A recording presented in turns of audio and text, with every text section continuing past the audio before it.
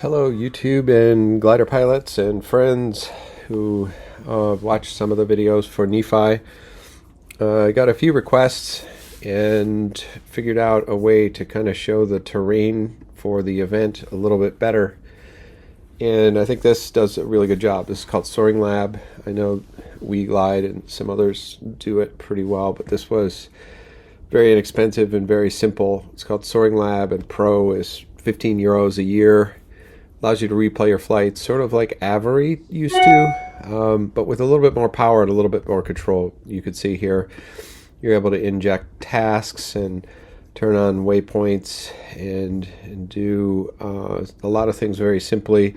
The interface is a little clunky. It didn't work on Safari at all, the new Safari, which basically doesn't work with anything because it's secure. But if you open your drawers and you let the world have your data, you can use this on Firefox. And anyway, I'll just open it and download Firefox for this. I'll delete it very quickly. But this is Soaring Lab, and it doesn't work on Safari. I'm sure it works on Google and the open browsers. And I've uploaded my file, and it gives you really good 3D terrain. And I believe the terrain here, that's the airspace, but I think you have, so 3D graphics you could choose, and in the map mode, I've choose the 2D, 3D split, and then you can also somewhere in here turn on terrain, but I believe that's already turned on. If I zoom in, yeah, you get sort of the terrain highlights, but really what we want to see is what we're going to see on the 3D. So again, this is day 8, the final day. You can see the task. What I really want to show is crossing, how hard it is to cross the plateau in a sailplane, even a very high performance sailplane, let alone get to the back of this first Huntington Municipal Turn Point. I'm not sure I have the radius is perfect, but at least it gives you the idea. And then getting back across the plateau was quite difficult.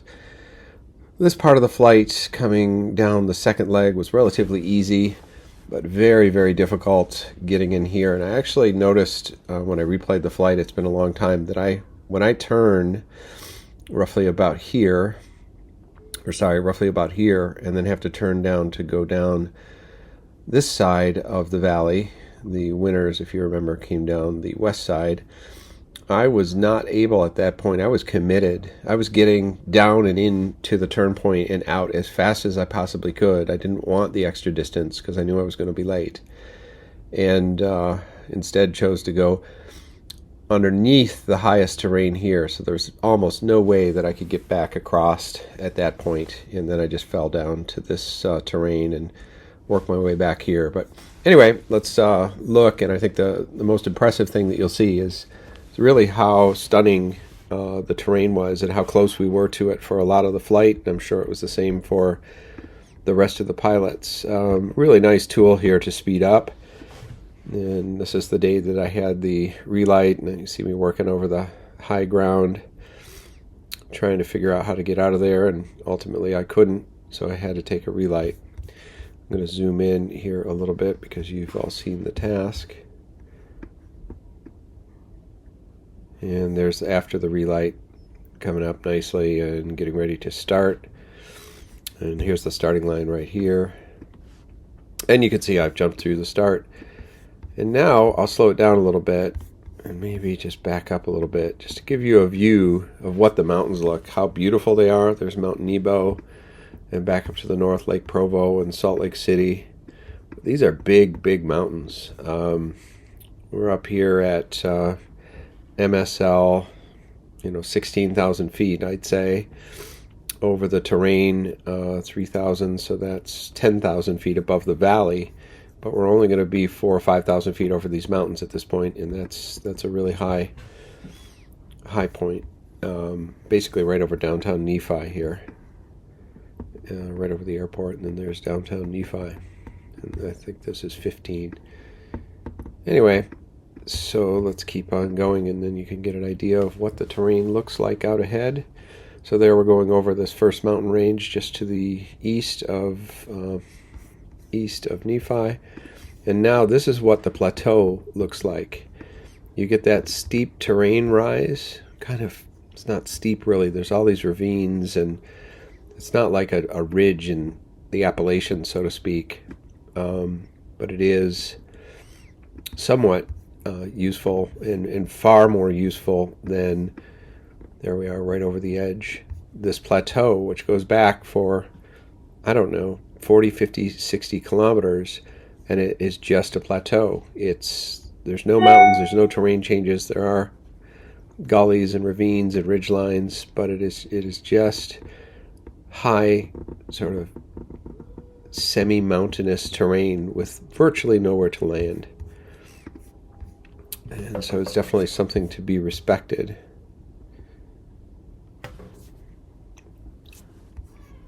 And off we go into the back of the plateau, and then this is what I call the Marsscape. This whole area back here, all the way on up through here, and all the way down to the south, it is just the most giant, huge desert of nothing. All of this area is just literally nothing. Moab is out here somewhere. But this is hardcore nothingness, and we're just coming into a small piece of it here off the plateau. And if I zoom out a little bit, you can see that we're just entering this turn area, and unfortunately I couldn't find a way to make that go up into infinity, so you can just see that it's highlighted purple there. And we go to the back of this turn, and then it's going to start to get more interesting. There we go, that was the max point. And now we're headed back into the plateau. So we got this extra distance, and the reason that some of the other guys probably turned early, just obvious for timing, was so that they didn't have to go and try and find a climb and get back across the plateau. If you didn't get high or were not able to get through, your day was going to be over. And from this point, I think we got relatively high. I'm not sure if we took another climb. You can see the back side of the plateau there before the Marsscape. That we basically barely make it across. And there's sort of the high point of the plateau right there. So sort of the continental divide of the plateau, so to speak. And then we're basically down here in the upslope, but these ravines and gullies, and the wind was a little bit more southerly today, so I made this shift over this ridge line to get onto the windward side, and I was able to stack a couple climbs together to get across there. But you can see these are some pretty serious mountains. Definitely nothing to shrug your shoulders at. You need to pay attention and think it through. So here we're going across the valley, which is partially moonscape, but with some irrigated fields in the middle. And that's really your only option for landing. Nothing else is smooth enough. And this, just to show you guys a picture, this is that main, Nephi is up here. And this is that main high terrain that I call the highway that we use to go on these north and south tasks. And the same thing happens back here for the high terrain of the plateau. With this, you can basically piece this together and run all the way down to Parowan and beyond, and never really have to turn if you didn't want to. And I know they run flights like that all the time. So now you're picking up off there in the distance in the 3D view, the Cricket Mountain turn area. So we're going to go over this high terrain and then back out into the Ely Desert. And somewhere over here is where we find that 6-knot climb, or 6 meter per second, 12-knot climb. Just look back at that for the fun of it. Oh, it's already unrendered the track. And touch into Cricket Mountain. I think I drew these too big, both of these, 40 kilometers, but maybe they were 35 or something, because I think we just touched. And now I'm going to slow it down a little bit. There is our next turn area, and this Table Mountain, it's fairly high terrain, but this is kind of like a plateau. There's a high area where it's unlandable with a little bit of ridge here coming off the desert. And this part where the leading edge of the turn point was is quite high. And initially, when I was going into it, and we talked about it in the task review, I didn't want to get stuck back here and have to go all the way around this to get back home.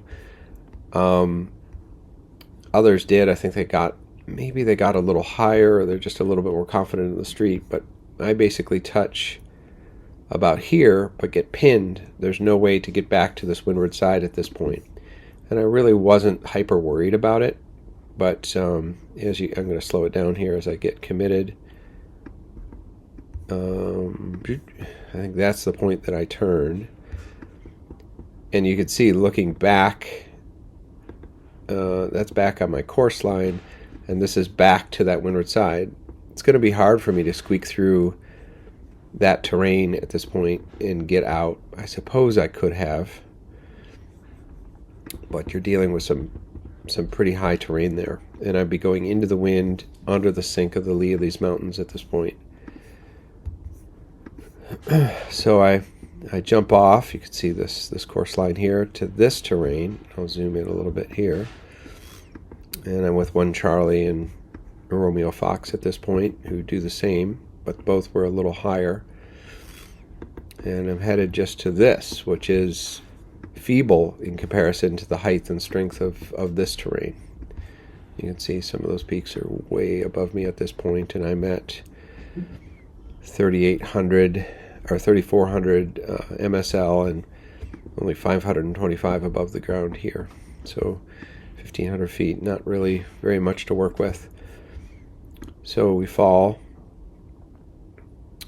off onto this terrain, which is nothing to sneeze at. There's some good mountains here, but unfortunately they don't work.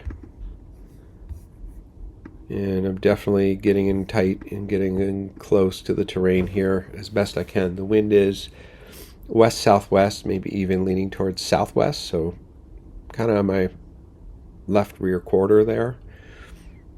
And it's strong at times as it bends around particular mountain ridges randomly, and it's also weak, and there's also sinks sometimes. So it's not ideal. I'm just leaving the turn area, and I'll speed it up here a little bit.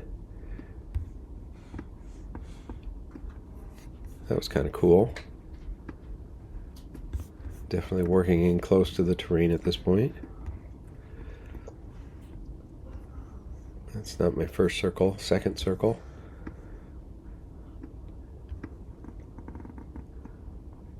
Pretty close to the mountains. There's no way to avoid it sometimes in Nephi. Alright, speed it up a little bit for the crossing. In hindsight, I back this up a little bit, knowing the wind was a little bit more to the south. I probably should have dug in onto this terrain and looked for a climb here. That's something I noticed when I thought about this. And now I'm kind of off into the flatland here, looking for climbs over these towns. And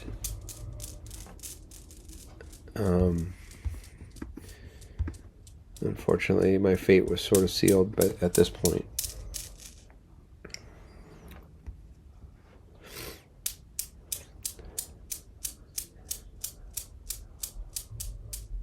Nothing there. Keep pushing. And what we're seeing here, this is the Nephi finish up here to the north. And this is the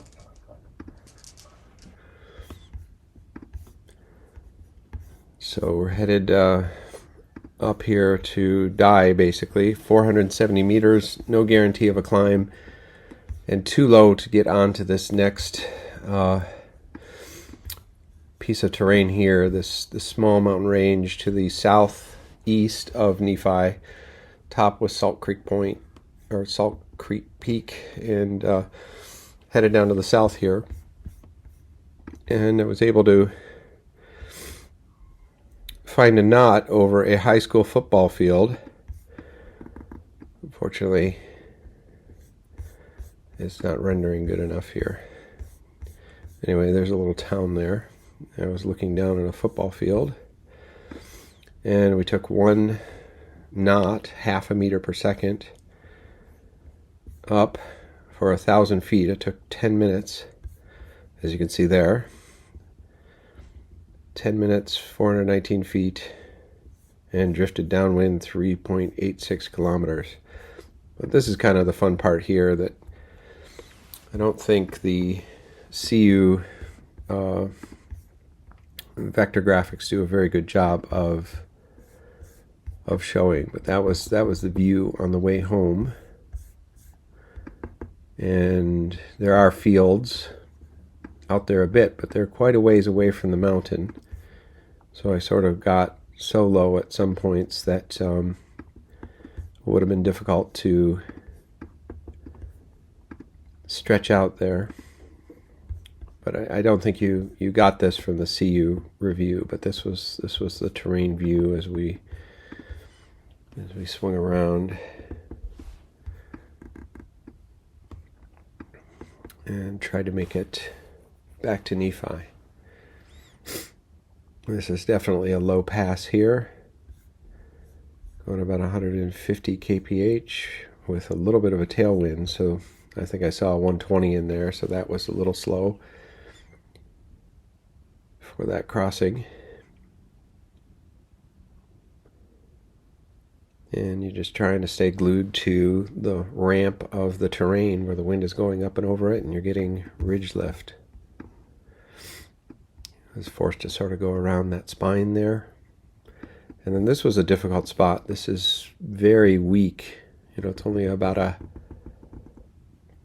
30 degree up, or not even 20 degree upslope. So it's kind of weak.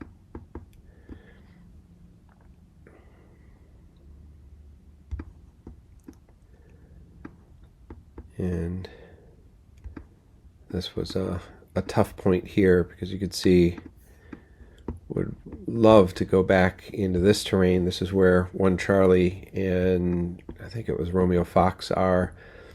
But unfortunately at this point I'm forced to steer down around here and come right down to the first level of the terrain. Basically right next to the valley.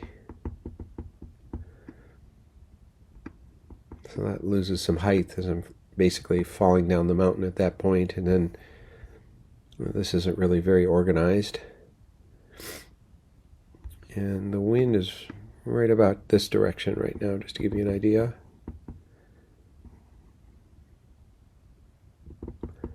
Getting a little closer to home here, but if you remember, I'm still well below final glide. Actually at the finish height or so right now, with 30k to go, 20k to go, 40k to go, something like that.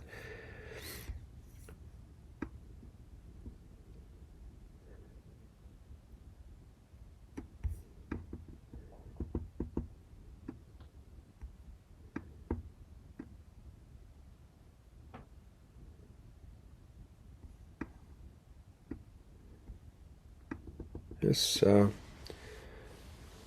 soaring lab is pretty cool to be able to visualize, especially mountain flights. I don't think a thermal flight would really require this kind of viewing, but it's nice to show everyone what the terrain actually looked like. It looks very benign in CU, and it isn't extreme, but it is definitely something to think about.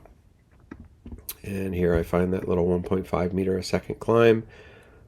To top off, it takes 7 minutes to get 720k, and then head home. And I believe that's Mount Nebo right there. This is the end. This is Salt Creek Peak right here. And we exited out of the start area right over that terrain right here. And speed it up.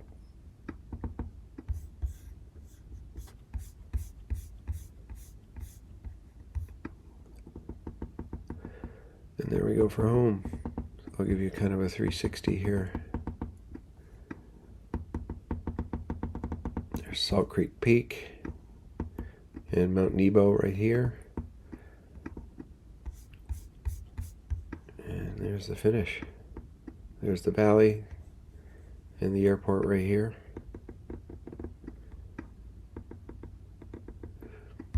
And if I zoom out, you can sort of see this all from well above. There's the plateau, which runs from about here all the way down to the south. And here's that high terrain, the highway, as I like to call it. And we really can't see the other areas. Here's Mount Nebo and Provo, Spanish Fork, and even Salt Lake City and downtown Salt Lake City. And then back here, I believe it's back here, is Heber and the ski areas. Right back in here. Alto's on the front. Anyway, so that's the view of the Nephi task area through Soaring Lab. And I hope you enjoyed it, and that gives you some perspective of not only what the tasks look like on the final day, but what the tasks look like every day, especially for the folks who are working low. Thanks for watching.